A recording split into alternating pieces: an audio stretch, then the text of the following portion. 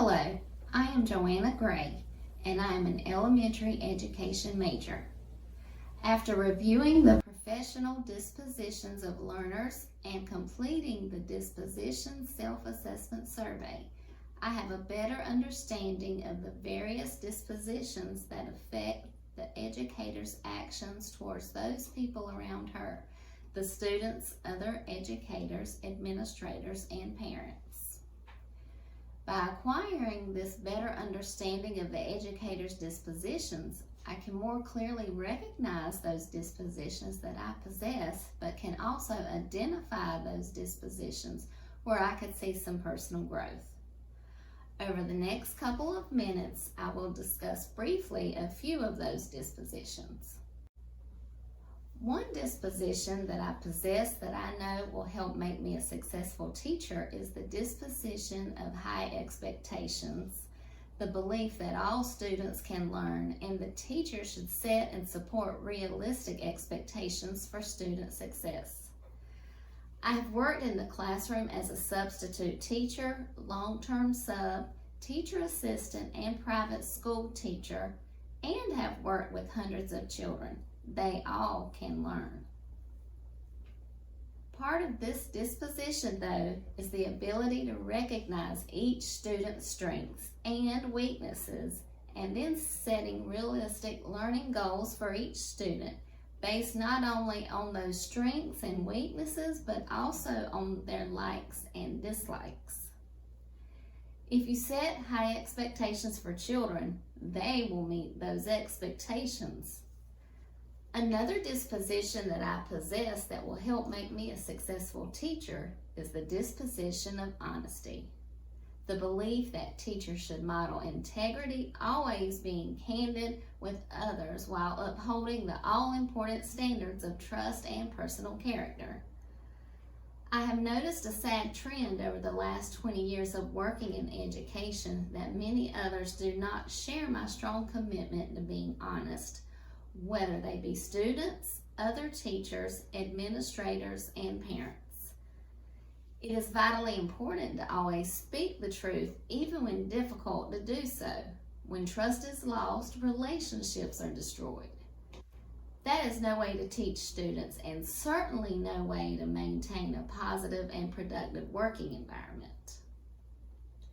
If I'm being honest with myself, I have to admit that I have some areas of personal growth as it relates to a few of these professional dispositions of learners.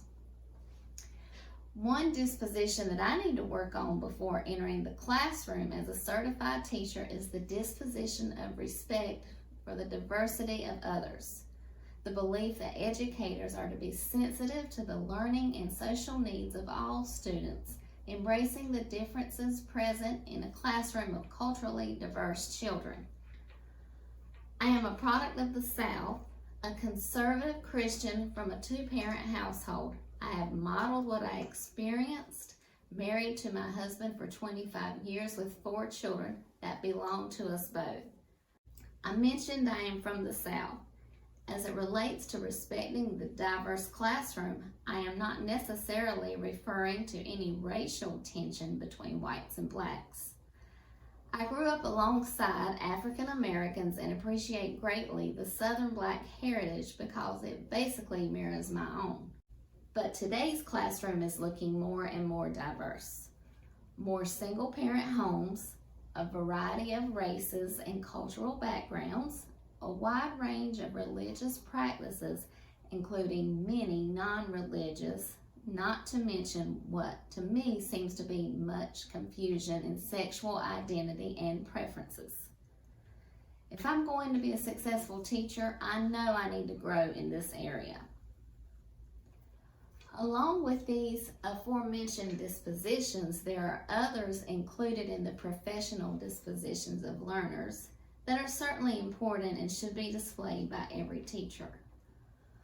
One disposition that is closely related to that of respect for the diversity of others is the disposition of fairness, the belief that teachers are to promote social justice and equality while maintaining confidentiality in all areas.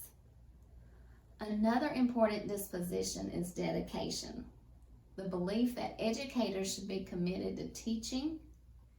Teaching is more than a profession, it is a calling. Teachers must also be committed to learning by remaining lifelong learners, always seeking opportunities for professional development. There are quite a few other dispositions included in the professional disposition of learners that are definitely qualities that educators should display. But in closing, one stands out. That is the disposition of compassion, the belief that teachers must show sincere warmth and genuine care towards their students. The old saying goes something like this: people don't care what you know until they know that you care. The professional dispositions of learners states, if sincerely held, dispositions should lead to actions and patterns of professional conduct. It is my personal goal and prayerful belief that these dispositions will help guide me as a student myself and as a teacher, and that the many students that are entrusted into my care will be changed forever for the good.